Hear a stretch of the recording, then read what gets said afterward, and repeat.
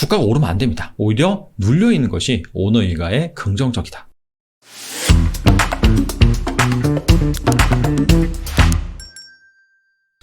주가에 긍정적인 영향을 미치는 호재성 이슈, 무엇이 있을까요? 최근에 날씨가 추워지면서 AI가 발생을 하면서 이 관련주들의 주가가 급등하는 현상이 벌어지고 있고요. 특정 정치인의 지지율이 올라가면서 지연, 학연으로 엮인 임원이 속해 있다는 이유만으로 주가가 급등하는 경우도 있습니다. 이 밖에도 다양하죠. 이 정책 관련해서 주가가 오르는 기업들. 이런 기업들을 대부분 다 테마주라고 합니다. 근데 테마주 같은 경우에는 사실 실질적인 수혜가 기대되는 그런 기업은 거의 없죠. 단발성 호재로 끝나서 다시 주가가 제자리로 돌아오는 경우가 많습니다. 자, 그런데 실제로 그 기업에 긍정적인 영향을 미치는, 즉 중장기적인 호재성 이슈도 있습니다. 자, 오늘은 그래서 그 기업에 실제 긍정적인 영향을 미치는 중장기적인 호재성 이슈가 무엇이 있는지 여기에 대해서 한번 살펴보겠습니다. 자, 첫 번째로는요, 바로 정기적인 지수 변경 이벤트입니다. 미국 시장을 크게 두 가지로 나눠볼 수가 있죠. 뉴욕 증권거래소, 나스닥. 근데 이 개념보다도 S&P 500, 다우존스, 나스닥 이런 개념이 훨씬 더 투자자들한테 친근하게 다가옵니다. 방금 말씀드린 것을 인덱스, 즉 지수라고 할 수가 있는데 이런 지수는 왜 만들었냐? 우리가 미국의 특정 종목을 투자하기도 하지만 그냥 미국 시장 전체를 투자한다. 그리고 미국 시장을 대표하는 주식을 한데 모아서 투자한다. 그런 니즈를 위해서 만든 것이 바로 이러한 지수다라고 볼 수가 있어요. 그래서 우리나라로 친다면 코스피 200, 코스닥 150 이런 것들이 있겠죠. 투자는 스타일에 따라서 크게 두 가지로 나뉩니다. 액티브와 패시브. 액티브는 말 그대로 절대 수익을 추구하는 전략입니다. 괜찮은 종목들을 골라서 거기에다가 집중 투자하는 것이죠. 반대로 패시브는 무엇이냐? 수동적인 투자잖아요. 방금 말씀드린 그런 지수들 있죠. 코스피 200, 코스닥 150, 즉 한국 시장을 대표하는 그런 종목들에 투자한다. 그냥 시장에 따라서 쭉 가는 그런 투자 방식을 패시브라고 합니다. 최근 몇 년간 이 패시브 투자 트렌드가 계속해서 우위를 점하고 있습니다. 액티브에 비해서. 워렌 버핏이 또 수년 전에 그런 얘기를 했었죠. 헤지펀드보다 그냥 인덱스 펀드에 투자하는 것이 낫다. 이 인덱스 펀드가 대표적으로 이 패시브를 추종하는 그런 펀드다라고 보시면 돼요. 그래서 실제로 글로벌 ETF 자산 규모를 보시면 이 계속해서 늘어나고 있습니다. 자, 그렇기 때문에 앞서 말씀드린 코스피 200, 코스닥 150. 자, 여기에 들어가는 종목 같은 경우에는 이 패시브 자금에 수혜를 입을 수가 있겠죠. 반대 개념도 있을 수가 있어요. 원래는 코스피 200, 코스닥 150에 편입이 되어 있었는데 여기에서 편출되는 종목들. 자, 그런 종목들 같은 경우에는 아무래도 자금 이탈이 발생할 가능성이 있겠죠. 그래서 이렇게 지수에 편입되고 편출되는 그런 이벤트가 우리나라 같은 경우에는 매년 2번씩 진행이 됩니다. 6월과 12월이죠. 그래서 이때 해당 종목들을 잘 주시를 하고 있으면은 특히나 편입되는 종목들 같은 경우에는 수혜를 입을 수 있다. 자, 그런 논리죠. 6월, 12월에 정기 변경이 되기 때문에 한 달 앞선 5월과 11월에 구성 종목이 최종 확정이 됩니다. 그래서 이런 종목들이 여러분이 기사를 잘 찾아보신다든지 아니면은 애널리스트들의 리포트를 잘 살펴보시면 2주에서 3주 전에 해당 종목의 후보군이 쫙 나옵니다. 그래서 그런 종목들을 여러분들이 선별적으로 잘 골라서 투자를 하시면 좋겠죠. 단 여기에 들어가는 모든 종목을 투자하는 것이 아니라 이 중에서도 재무 안정성이 좋고 실적이 잘 나오는 그런 종목들을 중심적으로 투자하는 것이 좋겠죠. 왜냐하면 이 지수에 들어가는 기준이 사실 펀더멘탈을 구체적으로 보지는 않습니다. 각 업종별로 시가총액 상위 그런 종목이 편입이 되거든요. 그래서 적자 기업도 들어갈 수 있어요. 그래서 이런 부분은 주의할 부분이다. 자, 두 번째로는요, 최대 주주의 상속, 증여 이벤트입니다. 얼마 전에 삼성전자의 이건희 회장이 별세했죠. 이에 따라서 삼성 일가가 납부해야 되는 상속세가 무려 11조 원에 달한다는 그런 기사가 나왔습니다. 자, 구체적으로 이 상속가액을 어떻게 산정을 하느냐. 여기 국세청에서 가져온 자료인데요. 상속, 증여, 개시일 이전 이후 각 2월간에 공표된 매일의 최종 시세가액을 평균액으로 평가합니다. 말이 어려운데 간단하게 말씀드리면 촬영을 하는 이 시기가 바로 1월 23일입니다. 그렇기 때문에 지금으로부터 2개월 전, 11월 23일이라고 볼 수 있죠.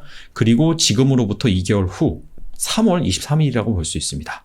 자, 그래서 각 4개월간 최종 거래가액, 즉 주식의 종가, 이거를 산술 평균을 냅니다. 4개월간. 그래서 그게 바로 증여가액, 상속가액이 된다. 즉 이거를 재산으로 평가를 해서 여기에다 세금을 매기는 것이죠. 자, 그렇기 때문에 잘 생각을 해보면 사실 상속이나 증여 이슈가 발생을 할 때 2개월 전 그리고 2개월 후가는 주가가 오르면 안 됩니다. 오히려 눌려있는 것이 오너 일가의 긍정적이다. 자, 이렇게 볼 수가 있겠죠. 그리고 추가적으로 어마어마한 이런 상속세, 증여세가 발생을 하면은 그 재원을 마련해야 됩니다. 근데 이 오너 일가가 그렇다고 보유한 주식을 막 팔아치울 수는 없죠. 그렇기 때문에 이런 기업 같은 경우에는 배당을 크게 늘릴 가능성이 있습니다. 그래서 예전에 천일고속, 영풍제지가 대표적인 사례라고 볼 수 있는데 천일고속 같은 경우에도 할아버지가 이 손자한테 증여를 했습니다. 자, 그러면서 수백억에 달하는 어마어마한 증여세가 발생을 했는데요. 이에 따라서 원래는 배당을 그렇게 많이 하지 않았는데 그 이후로부터는 폭탄 배당을 하고 그럼에도 불구하고 재원이 부족하자 보유하고 있는 부동산까지 팔아치우면서 이 배당의 재원으로 활용한 사례가 있습니다. 그리고 영풍제지도 마찬가지죠. 영풍제지도 남편이 아내한테 증여를 했습니다. 자, 그러면서 마찬가지로 100억이 넘는 그런 증여세가 발생을 했는데 이를 충당하기 위해서 계속해서 어마어마한 배당을 늘린 사례가 있습니다. 그래서 이런 기업들은 아무래도 배당 증거 관점에서 주가가 부각받을 수가 있겠죠. 단 주의해야 될 점이 있습니다. 자, 모든 기업이 상속, 증여 이벤트가 생긴다라고 해서 세금이 어마어마하게 발생하진 않습니다. 우리나라에 가업 승계 주식 증여세 과세 특례, 가업 상속 공제 주식 과세 특례라는 제도가 있어요. 그래서 여기에 해당되는 기업이 조세특례법상 중소기업, 중견 기업입니다. 매출의 기준으로 3천억 미만, 그리고 피상속인, 피증여인, 즉 증여를 받는, 상속을 받는 주체, 그 사람이 10년 이상 경영활동을 했다. 그리고 그 중에서 50% 이상은 대표이사다.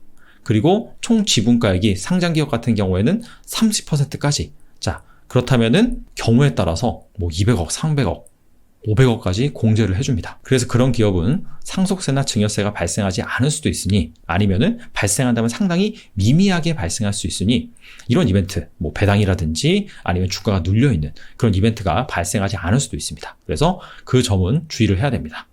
마지막으로는요, PF, 사모펀드죠.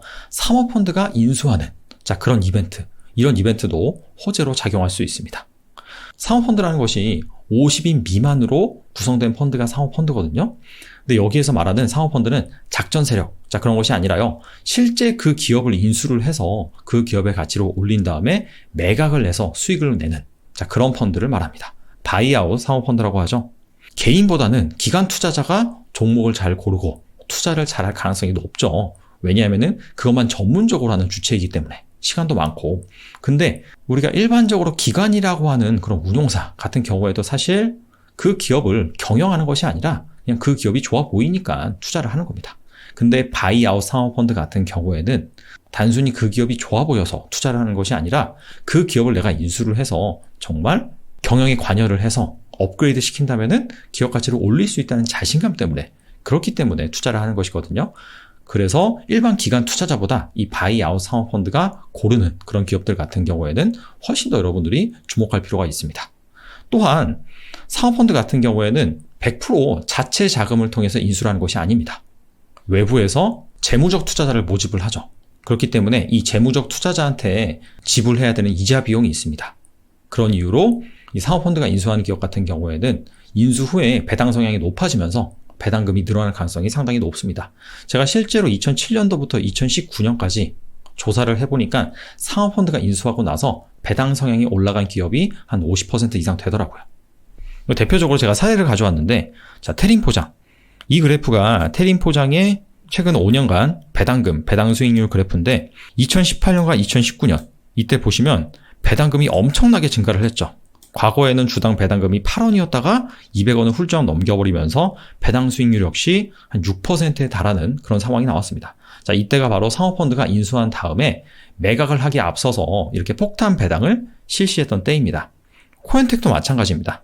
코엔텍도 2017년까지는 주당 25원을 배당을 했는데 2018년, 2019년으로 오면서 배당금을 10배 이상 늘렸죠. 그러면서 배당 수익률도 자연스럽게 5% 이상 기록하는 그런 상황이 왔습니다. 근데 이 PF가 인수하는 기업에 투자할 때도 주의할 만한 사항이 있습니다. 앞서서 말씀드린 것처럼 바이아웃 사모펀드 같은 경우에는 그 기업을 직접 인수를 해서 가치를 개선시키는 거잖아요. 이게 단기간에 될까요? 불가능합니다. 그래서 최소한 3년에서 4년 정도 시간이 걸린다. 그래서 이런 시간 가치를 잘 고려를 해서 여러분들이 접근을 하셔야겠죠. 자, 지금까지 살펴본 내용은 주식공부 5일 완성이라는 서적에서 호재성 뉴스, 이 중에서 제가 3가지를 뽑아서 대표적으로 소개해 드린 겁니다. 이 책은 신간이 아닙니다. 예전에 나왔던 책인데 개정판으로 다시 출시가 되는 거고요. 검색을 해보면 아시겠지만 베스트셀러입니다. 그만큼 투자자분들이 많이 즐겨서 보고 있는 책이다 라고 볼 수가 있겠죠. 저자는 연평균 100%의 수익률을 실제로 기록을 하고 있는 투자자고요.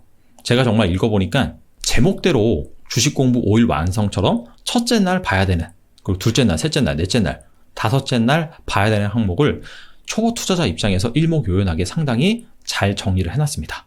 특히나 개별 종목을 발굴하는 데 있어서 좋은 책이니 참고하시기 바랍니다. 저는 월요일날 뵙겠습니다. 감사합니다.